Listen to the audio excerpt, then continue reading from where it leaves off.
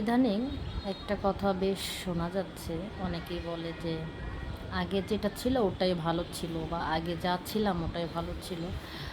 তো আমি এই বিষয়টা খুব চিন্তা করি যে আসলে আমরা নতুনত্ব পাই, ভালোর জন্য নতুনত্ব খুঁজি।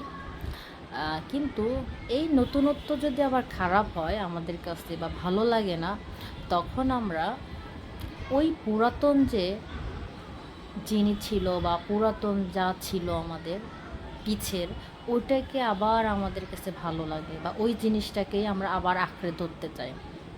তো আমি এই থেকে বলবো, যেমন অনেক সময় আমরা অনেক ধরনের জিনিস, যে আমার আগের জিনিসটাই ভালো ছিল, আমার আগের জুতাটাই ভালো ছিল, আমার আগের জামাটাই ভালো ছিল, আমার আগের বয়ফ্রেন্ডটা ভালো ছিল, আগের গার্লফ্রেন্ডটা ভালো ছিল। সো এইরকম তো এই কথাটা দ্বারা আমি বোঝাতে চাচ্ছি যেটা, সেটা হলো যে আমরা নতুনত্ব পাই, নতুনত্বকে আশা করি, নতুনত্ব খুঁজি সবসময় ভালোর জন্য।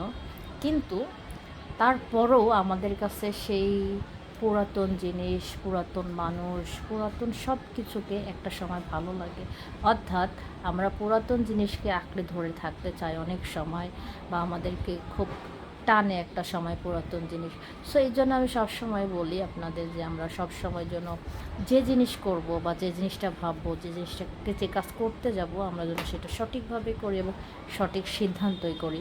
তো এই আফসোস করলে হবে না লাইফে যে আমার আগের জিনিস ভালো ছিল, আগের জন ভালো ছিল। আমাদের লাইফে এরকম যেন আমরা আফসোস না রাখি। সো দেখা যাবে আমার নতুন জানা যে যা থাকবে সেটাও নষ্ট হবে এবং পুরাতনটাকেও মনে করে আমি কষ্ট পাবো। সো আজকে পর্যন্ত সবাই ভালো থাকবেন।